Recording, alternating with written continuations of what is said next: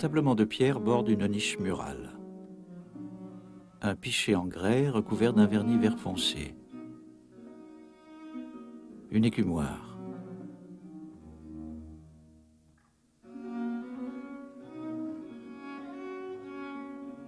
Un chaudron de cuivre à anse de fer forgé. Une casserole de cuivre rouge à manche de fer. Une bouteille de verre opaque remplie de vin. Un couteau à manche de corne tenu par 4 rivets. Une nappe palito vert pâle. 2 barbeaux, poissons d'eau douce. Des huîtres ouvertes. Une assiette de terre vernie. Des petits poireaux.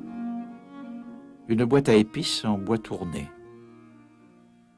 Un égrugeoir, mortier de bois dont le pilon servait surtout à écraser le gros sel. Un chat de gouttière au museau tacheté. Une raie est pendue à un crochet. Elle montre sa face ventrale ouverte. Les viscères ont été enlevés. C'est une femelle. La poche qui contient l'œuf a été conservée. La queue recourbée apparaît au-dessus de la casserole. La formation artistique de Chardin n'est pas connue. Il entre dans la carrière en 1728 par un coup d'éclat. Il a 28 ans. Encouragé par les éloges de divers artistes, il pensa à se présenter à l'Académie royale. Mais désirant pressentir les opinions des principaux officiers de ce corps, il se permit un innocent artifice. Il plaça dans une première salle, comme au hasard, ses tableaux, et il se tint dans la seconde. Monsieur de l'Argillière, excellent peintre, l'un des meilleurs coloristes et des plus savants théoriciens sur les effets de la lumière, arrive. Frappé de ces tableaux, il s'arrête à les considérer avant d'entrer dans la seconde salle de l'Académie, où était le candidat. En y entrant, « Vous avez là de très bons tableaux. Ils sont assurément de quelques bons peintres flamands, et c'est une excellente école pour la couleur que celle de Flandre. À présent, voyons vos ouvrages. » Monsieur, vous venez de les voir. Quoi, ce sont ces tableaux que... Oui, monsieur. Oh, présentez-vous, mon ami, présentez-vous. ainsi M. Chardin fut agréé avec un applaudissement général. Parmi ses premiers tableaux présentés figuraient le buffet et la raie. Comme c'était l'usage, Chardin les offre aussitôt à l'Académie royale. Restés dans les collections de l'Académie, ces tableaux seront parmi les premiers à figurer au musée du Louvre lors de sa fondation en 1793. Le genre qu'on nomme aujourd'hui nature morte existe déjà dans l'Antiquité. Dans les sépultures égyptiennes, des peintures montrent les offrandes rituelles faites aux morts. Les peintres grecs ou romains mettent souvent en scène des assemblages d'objets décoratifs. Les peintres de la Renaissance placent dans leurs scènes historiques ou religieuses des objets qui prennent une grande importance symbolique.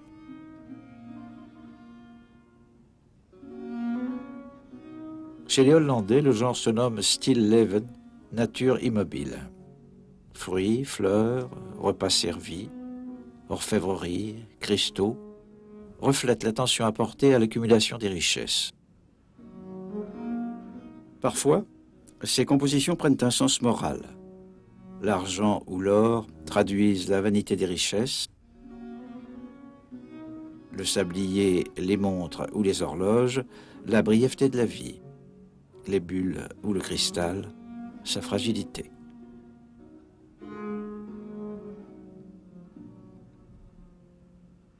Même chez le Caravage, dans un tout autre univers pictural, une simple corbeille de fruits devient évocation de la beauté fanée et de la corruption.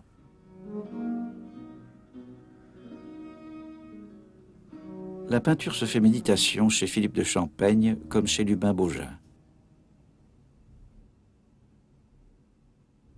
Au début du XVIIIe siècle, en France, la peinture des choses mortes et sans mouvement est loin d'être la plus appréciée. Lorsque Chardin se présente à l'Académie, il est donc reçu dans la catégorie la plus basse. Bien plus tard, en 1756, le mot « nature morte » fera son apparition en français.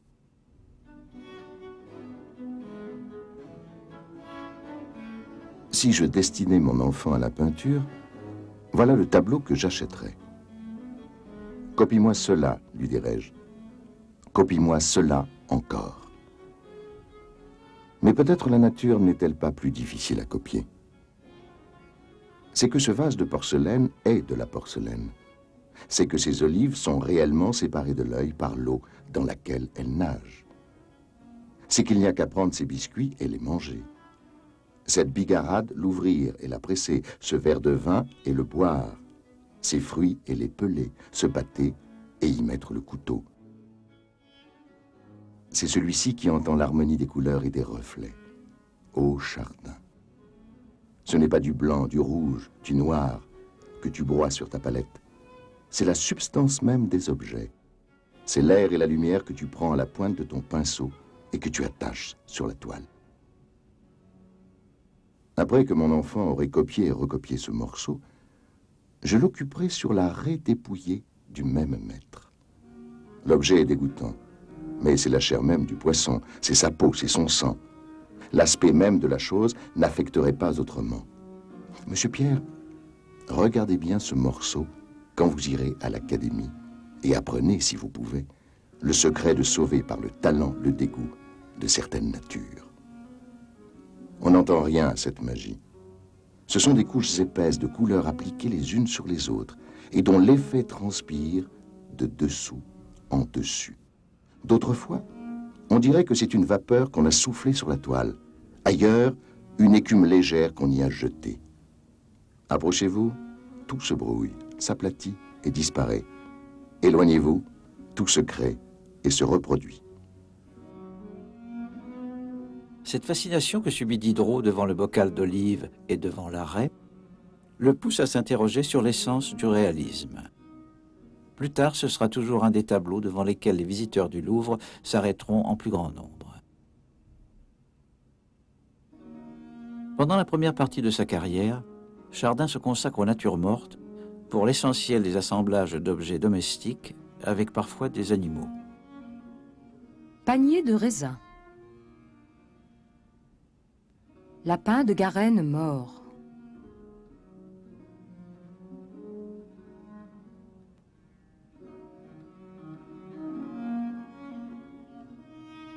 Le menu de maigre.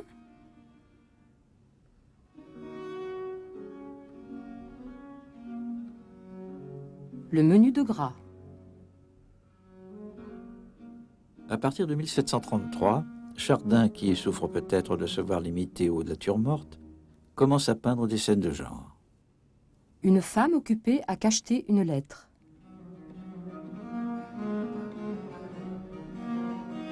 Le château de cartes. La fillette au volant.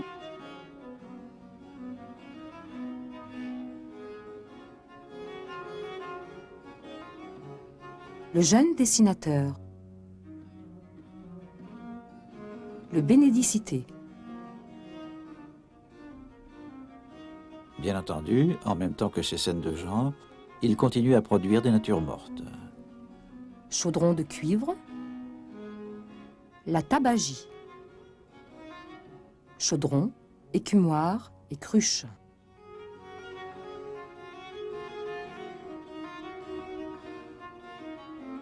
Les natures mortes de la fin sont beaucoup plus calmes et dépouillées. Les animaux morts ont disparu. Le melon entamé. Le panier de prunes. La brioche.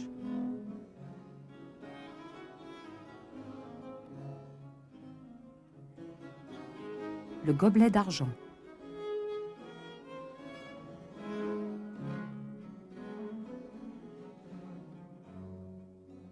Plateau de pêche avec noix, couteau et verre de vin à demi plein.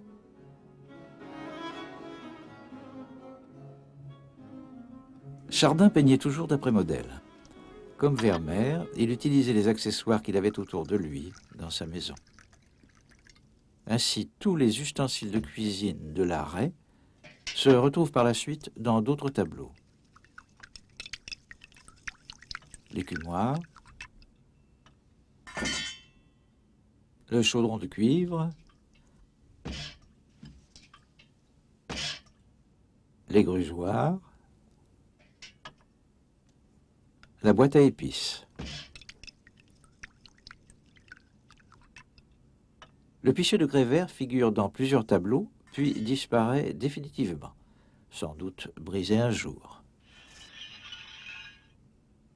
D'autres objets apparaîtront aussi dans plusieurs toiles. La fontaine de cuivre est sujet principal d'une nature morte, puis accessoire d'une scène de genre, ou encore relégué au second plan d'une autre scène. Le gobelet d'argent, qui fait partie de l'inventaire des biens de Chardin, est présent dans sa peinture dès le début de sa carrière. Il est volé, un jour de mars 1759, dans le logement que le peintre occupe au Louvre, par un certain François Renaud, domestique, qui trouve la porte de l'appartement ouverte et court aussitôt au Pont-Neuf, revendre l'objet à une bouquetière. Récupéré, le gobelet figurera jusque dans les tout derniers tableaux de Chardin. Des peintres hollandais, Chardin hérite d'un sens aigu de la mise en scène. Mais il utilise les objets les plus ordinaires et les assemble en dépit de la logique culinaire ou mobilière, sans doute pour leur seule qualité formelle. Avant tout travail au pinceau, Chardin passe beaucoup de temps à mettre en scène les objets qu'il a choisi de combiner.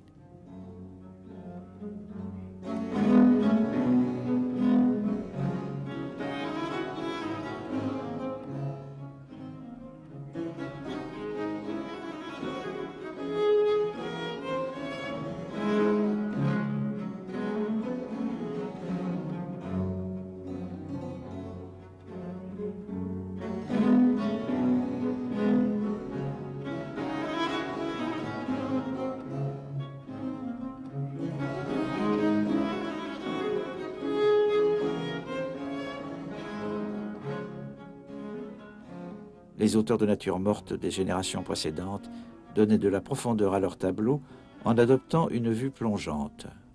Chardin borne sa composition en la situant dans une sorte de niche murale. Et il se place beaucoup plus bas, à peine au-dessus de la surface où sont posés les objets. Ceux-ci sont donc vus presque de profil, et la profondeur est très réduite. Ce dispositif évoque une scène de théâtre, et les objets sont placés dans ce cadre comme le seraient des personnages dans une scène dramatique. Le peintre qui brosse de grandes scènes héroïques est reconnu aux gestes, aux visages, aux draperies, aux accessoires. Poussin, Rubens. Celui qui met en scène des objets et doit les imiter le mieux possible risque donc de se condamner à l'anonymat. Or, un tableau de Chardin est immédiatement reconnaissable. Diderot, étonné, ne parvient pas à analyser le style du peintre. C'est une vigueur de couleur incroyable, une harmonie générale, un effet piquant et vrai, de belles masses, une magie de fer à désespérer, un ragoût dans l'assortiment et l'ordonnance. On s'arrête devant un Chardin comme d'instinct. Comme un voyageur fatigué de sa route va s'asseoir, sans presque s'en apercevoir, dans l'endroit qui lui offre un siège de verdure, du silence, des eaux, de l'ombre et du frais.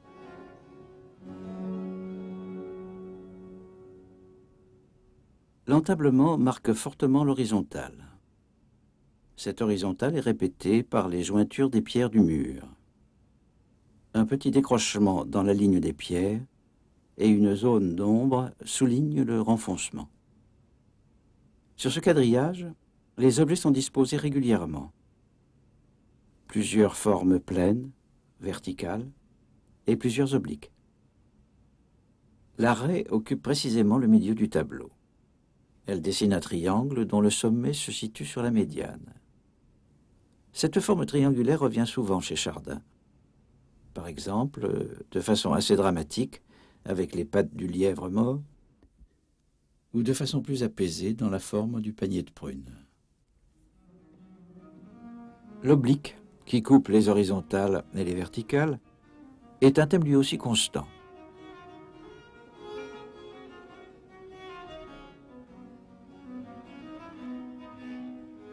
Le couteau oblique et en saillie est un artifice hérité de la nature morte hollandaise, où il est censé donner une impression de relief.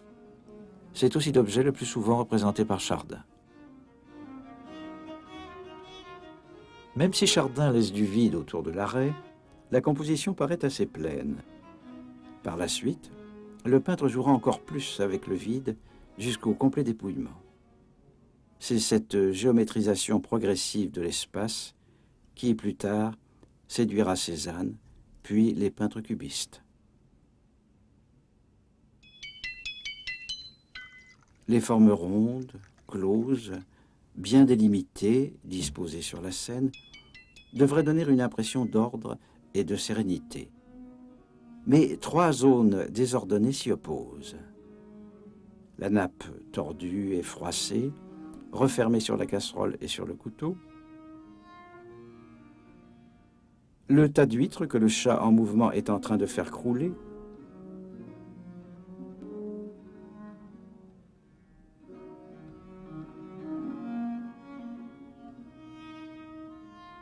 La déchirure qui s'ouvre au flanc de la bête et qui introduit au centre du tableau la plus grande perturbation formelle et chromatique.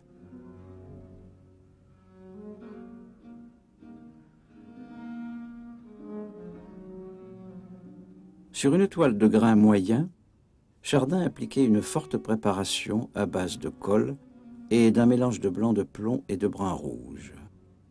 Il peignait d'abord les parties sombres, puis les demi-teintes, enfin les teintes vives.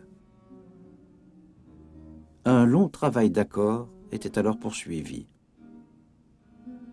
Le peintre recherchait une harmonie entre les diverses parties en fondant peu à peu les couleurs. Il tenait aussi compte des reflets réciproques des diverses couleurs. La touche est épaisse, très travaillée. Les contemporains la qualifiaient de raboteuse. Diderot remarque que la vigueur de la touche impose une distance de vision. Le faire de Chardin est particulier. Il a de commun avec la manière heurtée que de près l'on ne sait ce que c'est, et qu'à mesure qu'on s'éloigne, l'objet se crée et finit par être celui de la nature. Quelquefois aussi, il vous plaît presque également de près et de loin. La gamme chromatique de l'arrêt paraît d'abord étroite, à dominante brun-ocre. Quand on analyse les détails, on découvre qu'en fait, par le jeu des fusions de touches, plusieurs teintes concourent aux effets colorés. Vert pour les poireaux ou le pichet, brun pour l'assiette, les grugeoirs et la boîte à épices, gris-bleu pour la lame du couteau, et certaines ombres, ocre jaune, pour les parties minces de l'arrêt ou le bouchon de liège. La nappe, la fourrure du chat et la peau de l'arrêt forment des taches plus claires qui font saillie sur les fonds sombres. Le blanc de l'arrêt est mêlé de gris et travaillé au-dessus d'une couche gris-vert et ocre de façon à lui donner cet aspect nacré si caractéristique de la peau ventrale du poisson. La couleur de chair sanglante éclate au centre avec la cavité viscérale.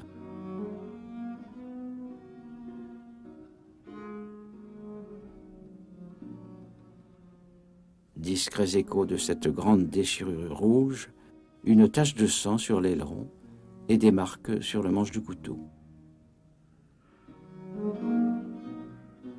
Le même rouge vermillon, mais de plus en plus assourdi, est utilisé pour la bouteille de vin, pour le cuivre de la casserole et pour la couleur chaude du mur du fond. La mise en scène d'un tableau comme l'arrêt ne suffit pas à expliquer l'attirance du spectateur. À première vue, Chardin rassemble les éléments d'un repas. L'animal représenté est une raie bouclée, reconnaissable à son nez moins pointu que celui des autres espèces de raies et à ses écailles en forme de boucle. Le tableau évoque donc la cuisine, un lieu où semblent s'élaborer des partages fondamentaux. Le cru et le cuit, le solide et le liquide, le salé et le sucré, le gras et le maigre, l'animal et le végétal, le poisson et le gibier. L'image marque bien une forme de séparation en distinguant le vivant à gauche et l'inanimé à droite. Ce qui se mange et se boit au centre et ce qui sert à cuire ou à manger de part et d'autre. Et parmi ceux qui se mangent crus, les huîtres, et ceux qui se mangent cuits, les poissons. En pays catholique, on ne mangeait pas de viande le vendredi, seulement du poisson. Et le spectacle proposé est donc celui du repas qu'on fait le jour de la mort du Christ. C'est dans la cuisine aussi que sont autorisées certaines transgressions. Pour apprêter les mets, il faut auparavant faire passer les aliments de l'état d'objets répugnants à celui de nourriture comestible. Éplucher les légumes souillés de terre, tuer et saigner la volaille, écorcher le gibier, vider les entrailles, gratter les écailles, toutes ces activités sales conservent une part de sauvagerie et font de la cuisine un endroit quelque peu sacré. Enfin, lieu réservé aux femmes, la cuisine attire les enfants. Et il y a chez Chardin, peintre de l'enfance et de l'adolescence, un reste de ce regard naïf qui attribue aux instruments insolites de la cuisine des personnalités familières ou patibulaires.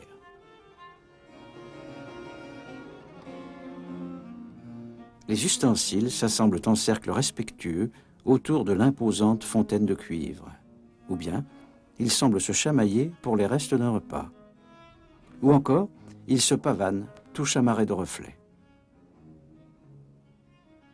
Et l'inquiétant couteau n'a pas seulement un rôle d'illusion picturale. Présent dans presque chaque tableau, il rappelle son pouvoir maléfique. Il est celui qui coupe, qui tranche, qui écorche, qui peut tuer.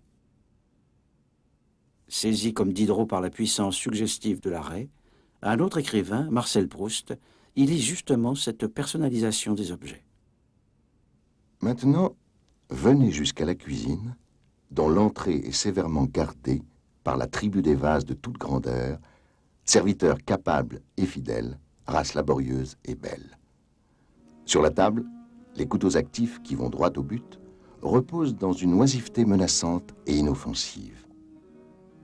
Mais au-dessus de vous, un monstre étrange, frais encore comme la mer où il ondoya, une raie est suspendue, dont la vue mêle au désir de la gourmandise le charme curieux du calme ou des tempêtes de la mer, dont elle fut le formidable témoin, faisant passer comme un souvenir du jardin des plantes à travers un goût de restaurant. Elle est ouverte, et vous pouvez admirer la beauté de son architecture délicate et vaste, teintée de sang rouge, de nerfs bleus et de muscles blancs, comme la nef d'une cathédrale polychrome. À côté, dans l'abandon de leur mort, des poissons sont tordus en une courbe raide et désespérée, à plat ventre, les yeux sortis. Puis un chat, superposant à cet aquarium la vie obscure de ses formes plus savantes et plus conscientes, l'éclat de ses yeux posés sur la raie, fait manœuvrer avec une hâte lente le velours de ses pattes sur les huîtres soulevées et décèle à la fois la prudence de son caractère, la convoitise de son palais et la témérité de son entreprise.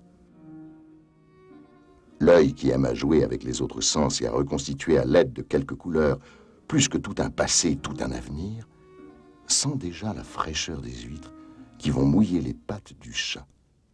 Et on entend déjà, au moment où l'entassement précaire de ces nacres fragiles fléchira sous le poids du chat, le petit cri de leur fêlure et le tonnerre de leur chute.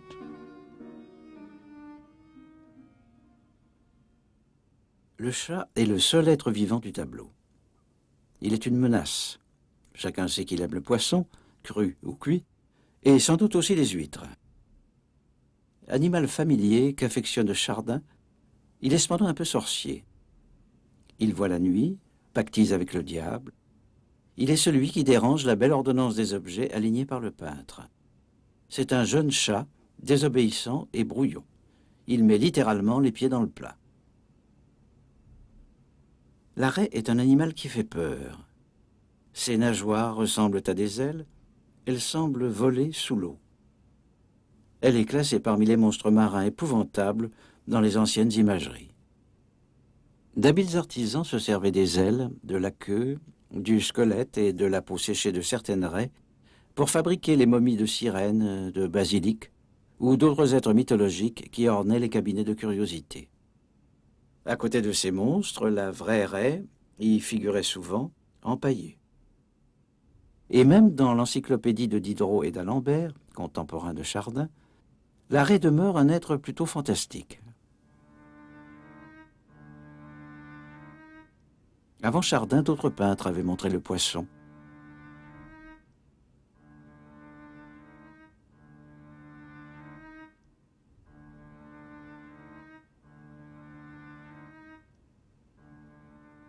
Chardin lui-même reprendra plusieurs fois le thème, mais en plaçant l'animal de profil.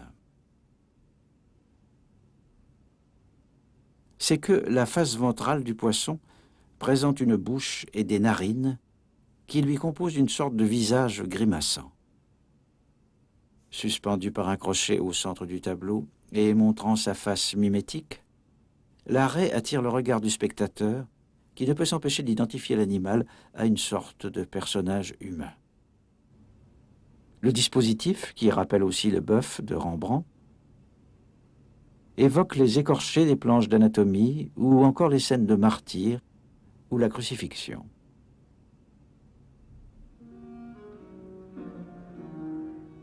Le couteau, dont la lame sanglante est cachée par les plis de la nappe et qui a peut-être servi à vider l'animal de ses viscères, pointe vers le centre, comme un instrument de torture ou comme la lance qui perce le flanc du Christ. L'homme doit manger pour survivre. Et ainsi les gestes ignobles nécessaires à la préparation de la nourriture miment chaque jour, dans le secret des cuisines, des scènes de meurtre ou de sacrifice beaucoup plus terribles.